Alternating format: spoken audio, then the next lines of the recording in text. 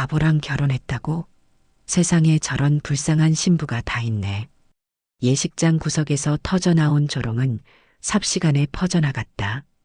하객들 사이에 피식거리는 웃음이 번졌다. 누군가는 고개를 절레절레 흔들었고 또 다른 누군가는 혀를 차며 동정 어린 눈빛을 보냈다. 저 애도 참 어지간히 급했나 봐. 돈이 그렇게 무섭긴 하지. 인생을 저렇게 포기하다니. 그 말들은 곧 신부 은영의 가슴을 도려내듯 파고들었다. 웨딩드레스 안쪽에서 떨리는 손을 꼭 쥐었지만 눈물은 쉽게 멈춰지지 않았다. 부케를 든 손은 하얗게 질려 있었고 입술은 바짝 말라붙었다. 오늘 그녀는 23살 꽃다운 나이에 바보 신랑의 아내가 되었다. 사람들은 그를 비웃었고 그녀 역시 동정과 비난의 대상이 되었다.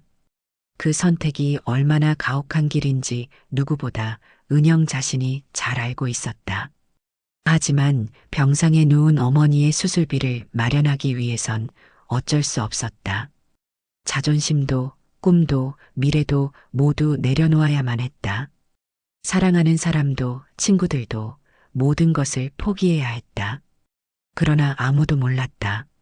그 바보 신랑이 곧 모두의 숨을 먹게 할 반전의 주인공이라는 것을, 그리고 이 결혼이 은영의 인생을 송두리째 바꿔놓을 기적의 시작이라는 것을.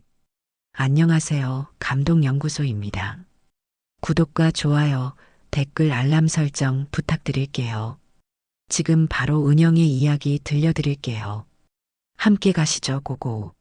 서울 외곽, 허름한 반지하 집. 형광등은 깜빡거렸고 천장에선 곰팡이 냄새가 코를 찔렀다. 창문 너머로는 사람들의 발소리만 들려왔다. 지나가는 사람들의 구두 소리, 아이들의 뛰어가는 발걸음, 그리고 가끔씩 들려오는 자동차 소리. 이곳이 은영과 어머니가 살아가는 유일한 보금자리였다. 으흑 캑캑. 어머니는 또다시 기침을 쏟아냈다. 얼굴은 흑빛으로 변했고 손은 앙상하게 뼈만 남았다. 손등에는 핏줄이 파랗게 드러나 있었고 손톱은 누렇게 변색되어 있었다. 은영은 젖은 수건으로 어머니의 이마를 닦아주며 애써 미소를 지었다. 엄마, 괜찮아요. 조금만 참아요. 물 좀 드실래요? 하지만 속으로는 무너지고 있었다. 병원에서 받아온 진단서에는 말기 폐암, 사기라는 잔인한 글자가 적혀 있었다. 의사는 차갑고 무표정한 얼굴로 냉정하게 말했다. 수술만이 유일한 방법입니다. 늦으면 정말 손도 쓸 수 없어요. 비용은 약 3천만 원 정도입니다. 수술 후 항암 치료까지 합치면 4천만 원 정도 예상하시면 됩니다. 3천만 원. 은영에게는 하늘의 별 따기만큼이나 먼 숫자였다. 편의점 아르바이트로 벌어들이는 월급은 겨우 100만 원 남짓. 거기서 월세 40만 원을 빼고 생활비를 쓰면 남는 건 고작 20만 원이 채 되지 않았다. 통장 잔고는 고작 15만 원이었다.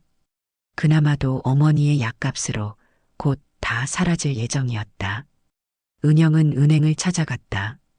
깔끔한 정장을 입은 대출 상담사는 서류를 훑어보더니 미안한 듯 고개를 저었다.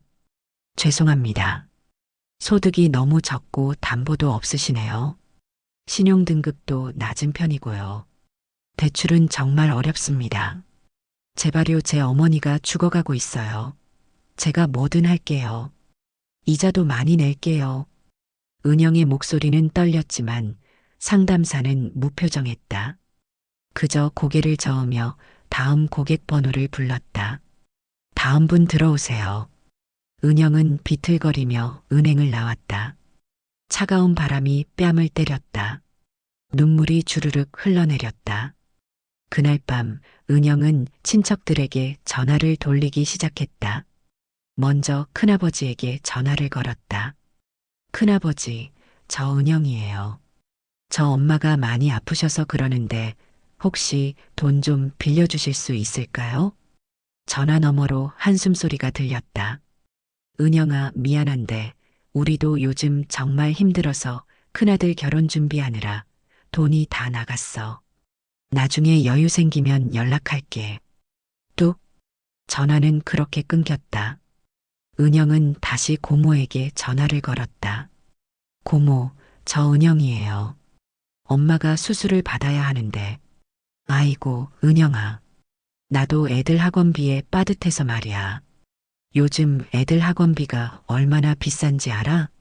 그리고 우리도 대출금 갚느라 정신없어. 미안하다. 또 끊겼다. 은영은 떨리는 손으로 삼촌에게 전화를 걸었다. 삼촌, 저 은영이에요. 혹시, 야, 너희 엄마 병원비는 나라에서 지원받아야지. 왜 우리한테 손 벌리고 그래? 우리도 먹고 살기 힘들어. 알았지? 딸깍. 전화를 끊을 때마다 은영의 가슴은 조여들었다. 세상은 너무나 냉혹했다. 아무도 자신의 고통을 이해해주지 않았다. 모두가 자기 사정만 이야기했다. 은영은 집으로 돌아와 어머니 곁에 앉았다. 어머니는 힘없이 누워 있었다. 은영은 어머니의 손을 잡았다. 손은 차갑고 메말라 있었다. 엄마 미안해요. 제가 무능해서. 어머니는 힘겹게 눈을 떴다. 은영아 괜찮아. 엄마는 괜찮아. 아니에요. 안 괜찮아요. 제가 꼭 살려드릴 거예요. 그날 밤 은영은 어머니의 병실 창가에 서서 밤하늘을 바라보았다. 차가운 바람이 뺨을 스쳤다. 눈물이 주르륵 흘러내렸다. 별들은 무심하게 반짝이고 있었다. 어떡하지 정말 어떡하지 이대로 엄마를 보낼 순 없어. 그때였다. 동네 아주머니 하나가 조심스럽게 다가왔다. 그녀는 주변을 살피더니 낮은 목소리로 속삭였다. 은영아, 너 정말 급하니? 네, 정말 급해요. 이번 주 안에 수술 못 받으면 엄마가. 아주머니는 더 가까이 다가와 귓속말로 말했다. 저기 산 너머 부잣집 있잖아. 기와집 큰 거. 거기 아들이 하나 있는데 그게 좀 머리가 모자라. 바보라고들 하지. 근데 그 집에서 며느리 들이면 수술비 다 내준다던데? 심지어 생활비까지 보태준다고 하더라. 은영의 심장이 멎는 것 같았다. 바보요? 응. 말도 잘 못하고 행동도 좀 굼뜨대. 그래도 착하긴 하다던데. 그리고 돈은 정말 많아. 집도 크고 땅도 많고. 내가 그냥 결혼만 해주면 내 엄마 수술비는 문제 없을 거야. 어때? 한번 생각해 볼래? 은영은 고개를 저었다. 말도 안 되는 소리였다. 자신이 바보와 결혼한다고? 그건 인생을 포기하는 것이나 다름없었다. 젊음도 꿈도 미래도 모두 잃는 것이었다. 아니에요. 그건 안 돼요. 그래. 그럼 어쩔 수 없지. 근데 은영아, 다른 방법 있어? 은영은 대답하지 못했다. 그날 밤 어머니가 또다시 피를 토했다. 빨간 피가 하얀 수건을 적셨다. 의사는 심각한 표정으로 달려왔다. 이번 주 안에 수술하지 않으면 정말 위험합니다. 더 이상 미룰 수 없어요. 은영은 무릎을 꿇었다. 어머니의 침대 옆에서 손을 붙잡고 흐느꼈다.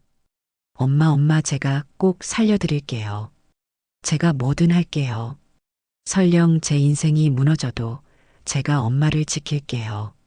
약속할게요. 그렇게 은영은 눈물로 결심했다. 바보 신랑과의 결혼을.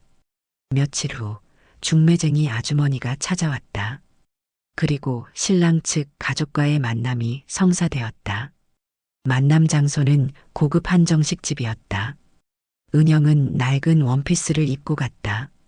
시어머니는 차갑고 날카로운 눈빛으로 은영을 훑어보았다. 우리 아들은 좀 모자라. 하지만 순하고 착해. 내가 잘 보살펴주면 돼. 대신 수술비는 우리가 전액 부담하지. 그리고 매달 생활비도 줄게. 조건은 딱 하나야. 우리 아들 평생 책임져. 은영은 고개를 숙였다. 치욕스러웠지만 어쩔 수 없었다. 감사합니다. 제가 잘하겠습니다. 정말 최선을 다하겠습니다. 시어머니는 차를 한 모금 마시더니 말했다. 내일 계약서 쓸어와. 그리고 다음 주에 바로 혼례 올리자. 시간 없잖아. 네, 알겠습니다. 그렇게 은영의 결혼이 결정되었다. 그녀는 밤마다 베개를 적시며 울었다. 하지만 어머니를 살리기 위해서는 이 길밖에 없었다. 엄마, 제가 이 정도는 할 수 있어요. 제 인생보다 엄마가 더 소중하니까요. 결혼식 당일. 마을 회관은 떠들썩했지만 분위기는 어딘가 어색하고 냉랭했다. 하객들은 이곳저곳에 모여 수군거렸다. 저 신부, 돈 때문에 바보랑 결혼한다며? 참 대단하네. 에휴, 세상에 저런 불쌍한 처자가 다 있나. 인생 포기한 거지 뭐. 그래도 돈이 좋아서 그러는 거 아니겠어? 순진한 척하지 말고. 다 계산적이라니까. 맞아. 요즘 젊은 애들 다 그래. 돈만 있으면 뭐든 하지. 은영은 웨딩드레스를 입고 서 있었지만 축복받는 기분은 전혀 들지 않았다. 오히려 동물원의 전시물이 된 것 같았다. 사람들의 시선이 따갑게 느껴졌다. 부케를 든 손은 계속 떨렸다. 신랑 태식은 무대 한쪽에 서 있었다. 턱시도를 입었지만 표정은 어딘가 멍했다. 입을 벙긋거리며 사람들을 바라볼 뿐 말은 거의 하지 못했다. 가끔씩 이상한 소리를 내거나 손을 흔들었다. 하객 중 한 명이 크게 웃으며 말했다. 야, 신랑 좀 봐라. 저게 결혼을 제대로 이해나 하고 있는 거야? 불쌍한 신부 좀 봐. 평생 저런 남편이랑 살아야 한다니. 웃음이 터져 나왔다. 사람들은 손가락질하며 웃었다. 은영은 고개를 숙였다. 눈물이 쏟아질 것 같았지만 꾹 참았다. 손톱이 손바닥을 파고들었다. 예식은 짧게 끝났다. 주례 선생님조차 어색한 표정이었다. 축사를 하는 사람도 없었다. 그저 형식적으로 절을 하고 서약을 하고 반지를 끼우는 것으로 끝이었다. 예식이 끝난 후 은영은 시댁으로 들어갔다. 집은 컸다. 정말 컸다. 고급스러운 가구들이 즐비했고 넓은 정원도 있었다. 연못에는 잉어들이 헤엄치고 있었고 정원에는 소나무들이 늘어서 있었다. 하지만 그 안의 분위기는 냉랭했다. 시어머니는 거실에 앉아 차를 따르며 냉소를 지었다. 돈에 눈이 멀어서 우리 집에 들어온 거지. 뭐, 그래도 바보 남편 곁이라도 지켜야지. 그게 내 의무야. 알겠어? 은영은 입술을 깨물었다. 대꾸하고 싶었지만 참았다. 네, 알겠습니다. 신우이는 더 노골적이었다. 명품 가방을 들고 나타나더니 은영을 위아래로 훑어보았다. 눈빛에는 경멸이 가득했다. 언니, 바보 신랑이랑 살려면 평생 고생길이지. 후회하지 마. 아, 근데 후회해도 이미 늦었나? 하. 은영의 손이 부르르 떨렸다. 하지만 꾹 참았다. 오직 어머니의 수술비만을 위해서였다. 저녁 식사 자리는 더 고통스러웠다. 시댁 식구들은 은영을 완전히 무시했다. 반찬을 건네주지도 않았고 대화에도 끼워주지 않았다. 마치 투명인간처럼 취급했다. 태식아, 밥 먹어. 여기 반찬. 시어머니가 밥을 떠서 태식 앞에 놓았다. 태식은 숟가락을 들더니 서툴게 밥을 떴다. 입 주변에 밥풀이 묻었지만 시어머니는 닦아주지 않았다. 그저 한숨만 쉬었다. 에휴, 답답해. 은영은 가슴이 아팠다. 저 사람도 누군가의 아들인데 왜 이렇게 대하는 걸까? 아무리 머리가 모자라도 저렇게 무시해도 되는 걸까? 은영은 조용히 티슈를 꺼내 태식의 입가를 닦아주었다. 태식은 깜짝 놀라 은영을 바라보았다. 눈빛이 묘하게 따뜻했다. 고마워. 그 말에 은영의 가슴이 조금 녹았다. 저녁 식사 후 은영은 신혼방으로 들어갔다. 방은 넓었지만 어딘가 음산했다. 창문 너머로 어둠만이 깔려 있었다. 은영은 침대에 앉아 한숨을 쉬었다. 이게 내 인생이구나. 이렇게 끝나는 거구나. 그때 태식이 뒤따라 들어왔다. 그는 문을 닫더니 은영을 바라보았다. 눈빛은 멍하지 않았다. 오히려 또렷했다. 나 미안해. 서툰 말투였다. 하지만 그 한마디에 은영의 가슴은 이상하게 흔들렸다. 괜찮아요. 은영은 고개를 돌렸다. 눈물이 날 것 같았다. 태식은 조심스럽게 다가오더니 은영의 손을 잡았다. 손은 따뜻했다. 거칠지 않고 부드러웠다. 마치 피아노를 치는 사람의 손 같았다.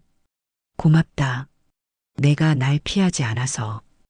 은영은 고개를 들었다. 태식의 눈빛에는 진심이 담겨 있었다. 바보라고 불리는 사람의 눈이 맞나 싶을 정도로 맑고 깊었다. 그날 밤 은영은 잠들지 못했다. 낯선 방, 낯선 남편, 그리고 차가운 시댁. 모든 게 버거웠다. 창밖에서는 바람 소리가 들렸고 가끔씩 개 짖는 소리도 들렸다. 하지만 태식의 따뜻한 손만은 유일한 위로였다. 그 손을 잡고 있으니 조금은 마음이 편해졌다. 어쩌면 이 사람도 나처럼 외로운 걸까? 은영은 천천히 잠에 빠져들었다. 혼례 후 며칠이 지났다. 은영은 시댁 생활에 적응하려 애썼다. 아침 6시에 일어나 밥을 짓고 청소를 하고 빨래를 했다. 시어머니의 눈은 매서웠다. 조금이라도 흠을 잡으면 바로 지적했다. 은영아, 밥이 좀 질었어. 물을 덜 넣어야지. 네, 죄송합니다. 그리고 마루 청소할 때 구석구석 잘 닦아야 해. 대충대충 하지 말고. 네, 알겠습니다. 은영은 고개를 숙이고 계속 일했다. 손은 거칠어졌고 허리는 아팠다. 하지만 참았다. 신우이는 틈만 나면 은영을 놀렸다. 언니, 요즘 피부 많이 거칠어졌네? 집안일하느라 힘들지? 하, 괜찮아요. 그래도 우리 오빠 잘 챙겨줘야 해. 그게 언니 의무잖아. 은영은 대꾸하지 않았다. 그저 웃으며 고개를 끄덕일 뿐이었다. 그러던 어느 날 밤 은영은 잠에서 깼다. 목이 말라 부엌으로 가려던 중 태식의 방에서 불빛이 새어나오는 것을 발견했다. 아직 안 주무셨나? 은영은 조심스럽게 문 앞에 다가갔다. 문틈 사이로 안을 들여다보았다. 그리고 그녀는 얼어붙었다. 태식이 책을 읽고 있었다. 그것도 아주 또렷한 눈빛으로 한 글자 한 글자 정확하게 따라가며 책장을 넘기고 있었다. 책 제목은 거시경제학 개론이었다. 어려운 경제학 서적이었다. 이게 무슨? 은영의 머릿속이 하얘졌다. 바보라던 태식이 책을 읽고 있다니. 그것도 대학 교재 수준의 어려운 책을. 태식은 책을 덮더니 노트에 무언가를 적었다. 필기는 정갈했고 내용은 논리적이었다. 은영은 눈을 의심했다. 말도 제대로 못하는 사람이 저렇게 글을 쓸 수 있다고? 태식은 펜을 놓더니 창밖을 바라보았다. 표정은 깊은 생각에 잠긴 듯했다. 그의 얼굴에는 슬픔과 외로움이 가득했다. 은영은 숨을 죽였다. 그리고 천천히 문을 열었다. 삐걱. 문이 삐걱거리는 소리에 태식은 깜짝 놀라 고개를 돌렸다. 순간 그의 표정이 굳었다. 책을 숨기려는 듯 손이 움직였다. 은영 너.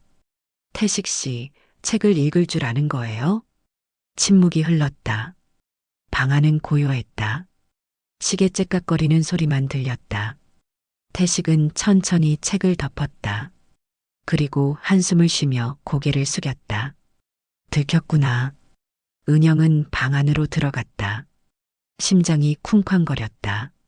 손은 떨렸고 입은 바싹 말랐다. 태식 씨, 대체 무슨 일이에요? 바보가 아니잖아요. 왜 이렇게 숨기고 있는 거예요? 왜 사람들을 속이는 거예요? 태식은 오랫동안 침묵했다. 그리고 천천히 입을 열었다. 목소리는 더 이상 더듬거리지 않았다. 사실은 난 바보가 아니야. 그 한마디에 은영의 눈이 커졌다. 하지만 가족 때문에, 사람들 때문에 이렇게 살아야 했어.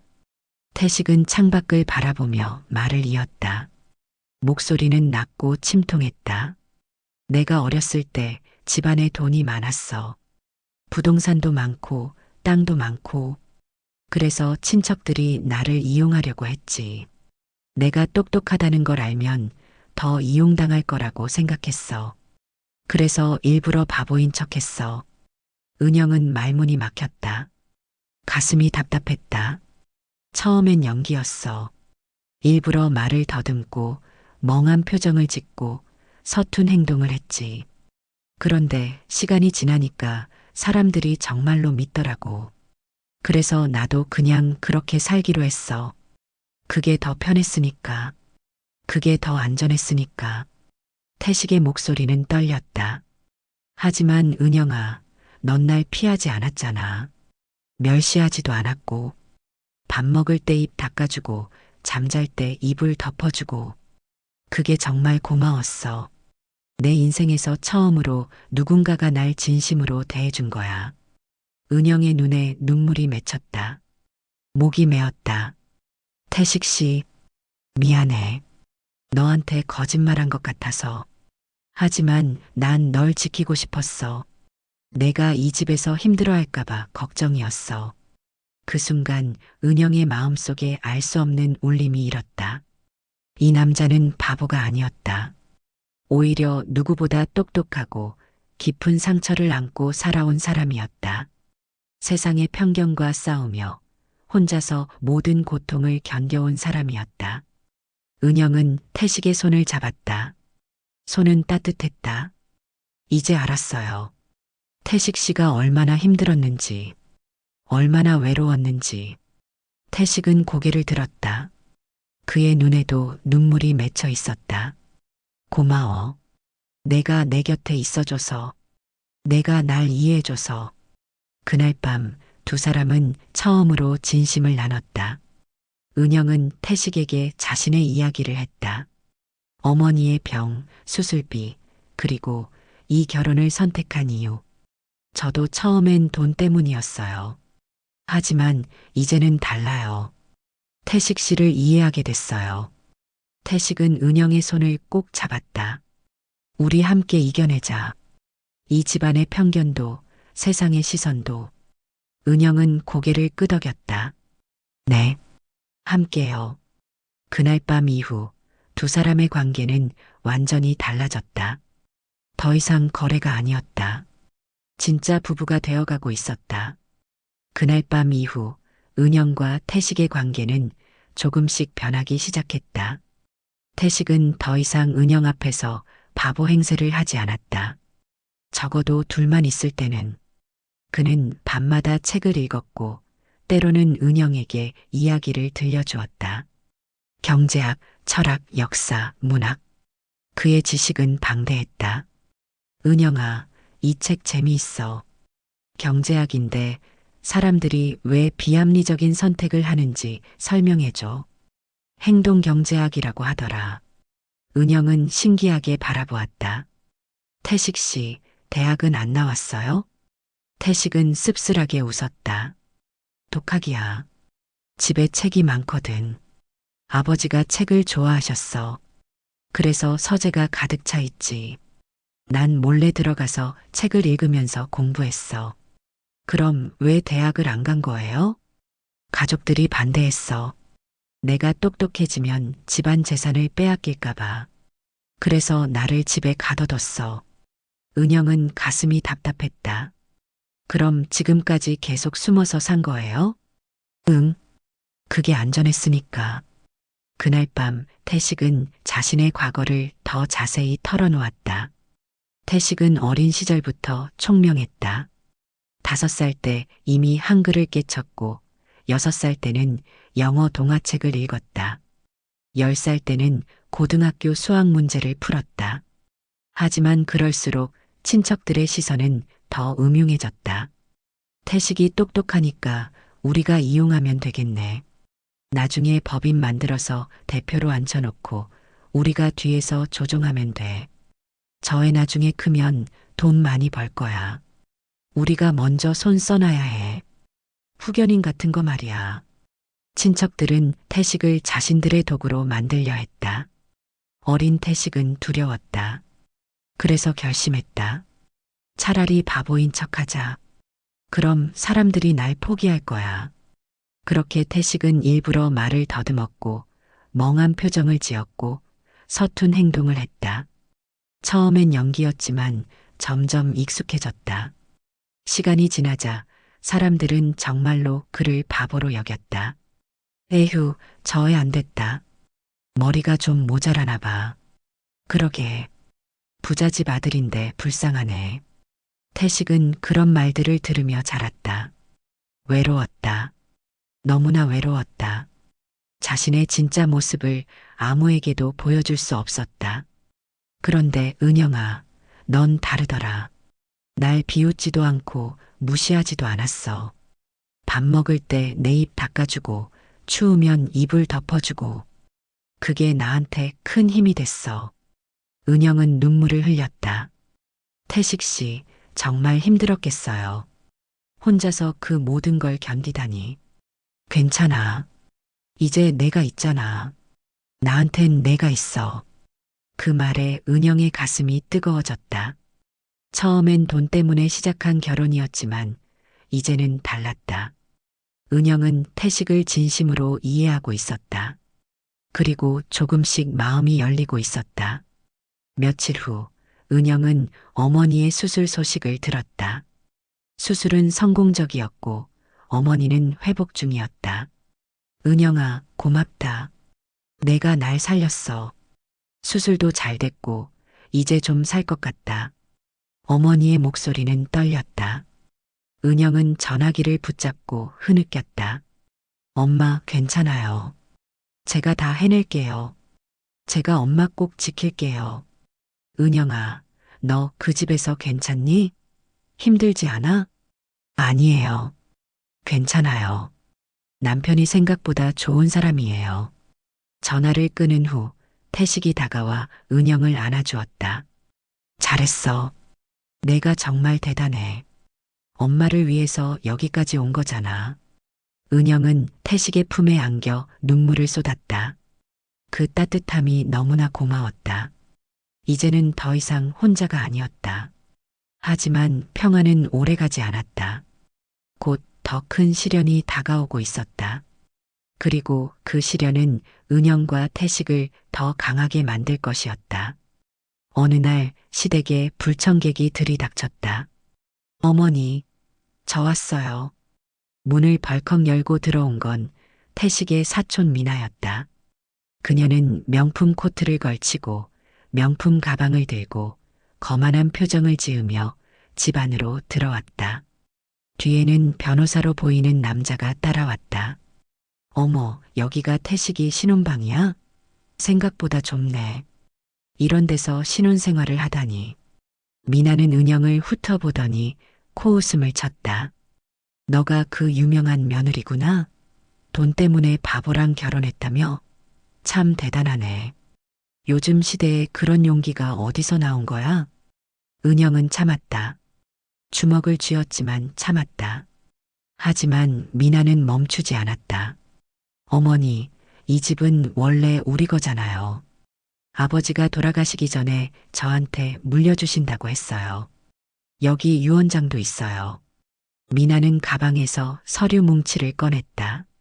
시어머니는 난처한 표정을 지었다. 미나야, 그건 오해야. 이 집은 태식 명의야. 아버지가 태식한테 물려주신 거라고. 아니에요. 바보가 뭘 알겠어요? 태식은 아무것도 모르잖아요. 법적 능력도 없고요. 그러니까 제가 이 집을 관리해야 해요. 재산도 제가 관리해야 하고요. 미나는 점점 목소리를 높였다. 그리고 은영을 가리키며 소리쳤다. 그리고 이 여자 당장 내쫓으세요. 이 집에 어울리지도 않아요. 돈만 노리고 들어온 거잖아요. 은영은 주먹을 쥐었다. 분노가 치밀어 올랐다. 하지만 참았다. 꾹 참았다. 그때였다. 미나. 조용하지만 단호한 목소리가 울려 퍼졌다. 모두가 고개를 돌렸다. 태식이었다. 그는 더 이상 멍한 표정이 아니었다. 눈빛은 또렷했고 목소리는 차가웠다. 자세도 당당했다. 내가 뭘 노리는지 다 알고 있다. 미나의 얼굴이 굳었다. 뒤에 있던 변호사도 당황한 표정이었다. 뭐라고? 태식, 너 지금 제대로 말하는 거야? 너 바보 아니었어? 태식은 서재로 걸어가더니 서랍에서 두꺼운 서류 뭉치를 꺼냈다. 그리고 미나 앞에 내던졌다. 내가 회사 돈 빼돌린 증거야. 도장 찍은 계약서까지 다 있어. 지난 3년간 총 5억 원을 횡령했지. 여기 다 기록돼 있어. 미나의 얼굴이 창백해졌다. 이게 어떻게 너 어떻게 이런 걸? 나 바보 아니거든. 내가 뒤에서 뭘 하는지 다 지켜봤어. CCTV 영상도 있고 증인도 있어. 온 집안이 술렁였다. 시어머니는 경악했고 시누이는 입을 다물지 못했다. 태식은 천천히 미나에게 다가갔다. 넌 우리 집 재산만 노렸지. 나를 이용하려고 했어. 바보라고 무시하면서 뒤에서는 돈을 빼돌렸어. 하지만 난 다 알고 있었어. 3년 전부터 내 모든 행동을 기록했어. 미나는 뒷걸음질 쳤다. 태식, 너 진짜 바보가 아니었어? 이건 사기야. 너 사기친 거잖아. 사기? 내가 사기를 쳤다고? 난 그냥 나 자신을 보호했을 뿐이야. 너 같은 사람들한테 이용당하지 않으려고. 태식은 변호사를 바라보았다. 변호사님도 이 횡령건에 대해 아시죠? 미나 씨가 제안한 가짜 유언장 조작 건도요. 변호사는 얼굴이 하얗게 질렸다. 그건 여기 녹음 파일도 있습니다. 변호사님과 미나 씨가 나눈 대화 전부요. 법정에 제출하면 둘 다 형사 고발 대상입니다. 그 말에 시어머니가 무릎을 꿇었다. 태식아 미안하다. 엄마가 몰랐어. 내가 이렇게까지 똑똑한 줄 몰랐어. 태식은 어머니를 부축하며 말했다. 괜찮아요, 어머니. 이제 다 끝났어요. 더 이상 우리 가족을 괴롭히는 사람은 없을 거예요. 미나는 결국 쫓겨났다. 그리고 횡령 혐의로 경찰에 신고되었다. 변호사도 함께. 그날 이후 시댁 식구들의 태도가 완전히 바뀌었다. 시어머니는 은영의 손을 잡으며 사과했다. 얘야, 미안하다. 내가 널 오해했어. 태식을 잘 부탁한다. 내가 우리 태식을 지켜준 거구나. 은영은 눈물을 흘렸다. 괜찮아요. 저도 이해해요. 시누이도 다가와 고개를 숙였다. 언니 미안해요. 내가 너무 못됐어요. 앞으로 잘할게요. 그날 밤 태식과 은영은 처음으로 진짜 부부처럼 마주 앉아 저녁을 먹었다. 그리고 태식은 은영의 손을 잡고 말했다. 고마워. 내가 내 곁에 있어줘서. 내가 날 믿어줘서. 은영은 미소를 지었다. 나도 고마워요, 태식 씨. 제 인생을 바꿔줘서. 통쾌함과 따뜻함이 공존하는 순간이었다. 은영은 처음으로 이 결혼이 잘못된 선택이 아니었다고 느꼈다. 행복도 잠시였다. 어느 날 아침 태식이 갑자기 쓰러졌다. 태식 씨, 태식 씨. 은영은 비명을 질렀다. 태식은 바닥에 쓰러진 채 경련을 일으켰다. 입에서는 거품이 나왔고 눈은 뒤집혀 있었다.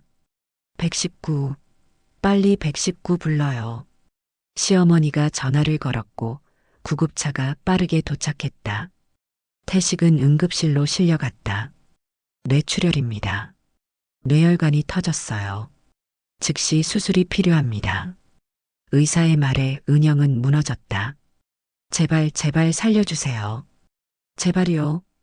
최선을 다하겠습니다. 하지만 장담할 수 없습니다. 수술은 6시간 동안 계속되었다. 은영은 수술실 밖 복도에서 무릎을 꿇고 기도했다. 손을 모으고 눈을 감고 간절히 빌었다. 제발 태식 씨만 살려주세요. 제가 뭐든 할게요.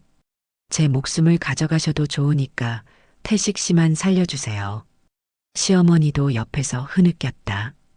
태식아, 엄마가 미안하다. 내가 바보가 아니었는데 엄마가 몰라봤어. 엄마가 너한테 너무 못했어. 제발 살아다오. 제발. 신우이도 눈물을 흘렸다. 오빠 미안해. 내가 너무 못됐어. 제발 깨어나. 제발. 온 가족이 눈물로 태식의 회복을 빌었다. 수술실 문이 열렸다. 의사가 나왔다. 표정은 심각했다.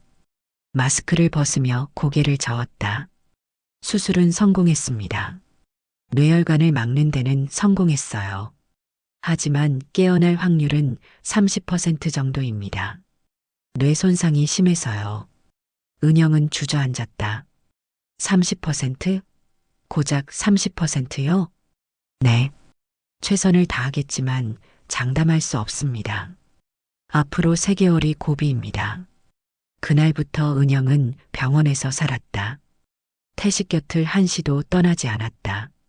손을 잡고 이야기를 들려주고 노래를 불러주었다. 태식 씨, 일어나요. 제발 눈 떠요. 우리 아직 할 얘기 많잖아요. 같이 여행 가기로 했잖아요. 제발이요. 하지만 태식은 깨어나지 않았다. 인공호흡기만 쉴 새 없이 움직일 뿐이었다. 1달이 지났다. 2달이 지났다. 은영은 지쳐갔다. 얼굴은 야위었고 눈에는 다크서클이 짙게 내려앉았다. 하지만 포기하지 않았다. 태식 씨, 오늘 날씨 좋아요. 창문 열어줄게요. 바람 시원하죠? 봄이 왔어요. 태식 씨가 좋아하는 봄이요. 어느 날 의사가 조심스럽게 말했다. 가족분, 각오를 하셔야 할 것 같습니다. 뇌 활동이 점점 약해지고 있어요. 은영은 고개를 저었다. 아니에요. 태식 씨는 깨어날 거예요. 저 믿어요. 끝까지 믿을 거예요. 그날 밤 은영은 태식의 손을 꼭 잡고 속삭였다. 태식 씨, 사실은요, 전 이제 태식 씨가 좋아요. 진심으로. 처음엔 돈 때문이었지만 이젠 아니에요. 태식 씨 없인 못 살아요. 그러니까 제발 돌아와요. 제발 눈 떠주세요. 그리고 눈물을 쏟았다. 뜨거운 눈물이 태식의 손등에 떨어졌다. 그 순간이었다. 태식의 손가락이 움직였다. 태식 씨, 은영은 눈이 커졌다. 그리고 다시 한번 태식의 손가락이 움직였다. 분명히 움직였다. 의사 선생님, 의사 선생님, 빨리요. 의사가 달려왔다. 그리고 검사를 시작했다. 모니터를 확인하고 동공을 확인하고 반사신경을 확인했다. 기적입니다. 뇌 활동이 돌아오고 있어요. 깨어날 징조예요. 은영은 그 자리에서 무너지며 울었다. 감사합니다. 정말 감사합니다. 신이시여 감사합니다. 태식은 천천히 가지만 확실하게 회복하기 시작했다. 손가락이 움직이고 눈이 떠지고 입술이 움직였다. 그리고 마침내 눈을 떴다. 은영. 은영은 눈물을 쏟으며 태식을 안았다. 태식 씨, 태식 씨, 미안해 걱정했지. 아니에요. 괜찮아요. 이제 괜찮아요. 가족 모두가 눈물을 흘렸다. 기적이 일어난 것이다. 3달 후, 태식은 재활 치료를 받고 있었다. 처음엔 손가락조차 움직이기 힘들었지만 점점 나아졌다. 물리치료사의 도움을 받아 조금씩 움직이기 시작했다. 태식 씨, 오늘은 한 걸음 더 걸어봐요. 할 수 있어요. 물리치료사의 말에 태식은 고개를 끄덕였다. 그리고 천천히 한 발을 내디뎠다. 다리는 떨렸고 몸은 비틀거렸다. 은영은 옆에서 손을 잡아주었다. 잘하고 있어요. 조금만 더. 제가 옆에 있어요. 태식은 땀을 흘리며 또 한 발을 내디뎠다. 그리고 마침내 은영의 품에 안겼다. 해냈어, 나 해냈어. 은영은 눈물을 흘렸다. 정말 잘했어요. 태식 씨 최고예요. 정말 대단해요. 그날 이후 태식의 회복 속도는 놀라울 정도로 빨라졌다. 한 달 후엔 걸을 수 있었고, 2달 후엔 혼자서도 움직일 수 있었다. 말도 점점 또렷해졌다. 시어머니는 매일 병원에 와서 태식을 돌봤다. 태식아, 오늘 미역국 끓여왔어. 많이 먹어. 고마워요, 어머니. 신우이도 과일을 들고 왔다. 오빠, 이거 제가 직접 골랐어요. 싱싱한 거예요. 고마워. 가족 모두가 태식을 위해 최선을 다했다. 그리고 어느 날 은영은 태식에게 기쁜 소식을 전했다. 손을 꼭 잡고 떨리는 목소리로 말했다. 태식 씨, 사실은요, 우리 아기가 생겼어요. 태식의 눈이 커졌다. 그리고 눈물이 주르륵 흘러내렸다. 정말, 정말이야. 네. 의사 선생님이 확인해 줬어요. 이제 8주째예요. 태식은 은영을 조심스럽게 안아 올렸다. 고마워. 정말 고마워. 너 때문에 내가 살았어. 너 때문에 내가 다시 걸을 수 있었어. 그 순간 모든 고통이 보상받는 듯 느껴졌다. 모든 눈물, 모든 아픔, 모든 절망이 이 순간을 위한 것이었다. 은영은 태식의 품에 안겨 울었다. 행복한 눈물이었다. 태식 씨 사랑해요. 나도 사랑해. 정말 많이. 두 사람은 그렇게 서로를 안고 울었다. 행복한 눈물을 흘렸다. 봄 햇살이 따스하게 내리쬐는 날. 은영은 어머니를 모시고 시댁 마당에 나왔다. 어머니는 건강을 완전히 되찾았고 얼굴에는 생기가 돌았다. 손주를 보는 기쁨에 눈물을 흘렸다. 은영아, 고생 많았다. 내가 나를 살렸구나. 아니에요, 엄마. 저도 행복해요. 정말 행복해요. 옆에는 아이를 품에 안은 태식이 있었다. 아이는 평화롭게 잠들어 있었다. 작은 손, 작은 발, 작은 입술. 모든 것이 사랑스러웠다. 시어머니는 손주를 보며 흐느꼈다. 얘야, 내가 너를 오해했구나. 정말 미안하다. 넌 우리 집의 은인이야. 태식을 지켜준 사람이야. 은영은 미소를 지으며 말했다. 괜찮아요. 이젠 다 지나간 일이에요. 우린 가족이잖아요. 진짜 가족이요. 신우이도 옆에서 손을 잡았다. 언니 고마워. 우리 오빠 잘 부탁해. 아니, 이젠 부탁 안 해도 되겠다. 언니가 이미 최고니까. 고마워요. 햇살이 환히 내리쬐는 마당에서 웃음소리가 울려 퍼졌다. 아이의 울음소리, 어른들의 웃음소리, 새들의 지저김. 모든 것이 조화로웠다. 바보라 불리던 사위는 더 이상 바보가 아니었다. 그는 가족을 지켜낸 가장 강하고 따뜻한 남자였다. 그리고 은영은 자신의 희생이 헛되지 않았다는 것을 깨달았다. 태식은 은영의 손을 잡고 말했다. 은영아, 우리 여행 갈까? 아기 좀 크면. 좋아요. 어디로 갈까요? 제주도. 바다 보러 가자. 우리 셋이서. 좋아요. 약속이에요. 그리고 은영은 깨달았다. 진짜 사랑은 조건이 아니라 이해와 헌신에서 시작된다는 것을. 진짜 행복은 돈이 아니라 함께하는 사람에게서 온다는 것을. 이야기는 그렇게 끝이 났다. 하지만 보는 이들의 가슴에는 통쾌한 사이다와 눈물 어린 감동이 오래도록 남았다. 그리고 한 가지 교훈도. 세상은 겉모습만으로 판단할 수 없다는 것. 진짜 보물은 숨겨져 있다는 것. 그리고 진심은 결국 통한다는 것. 은영과 태식의 이야기는 그렇게 해피엔딩으로 막을 내렸다.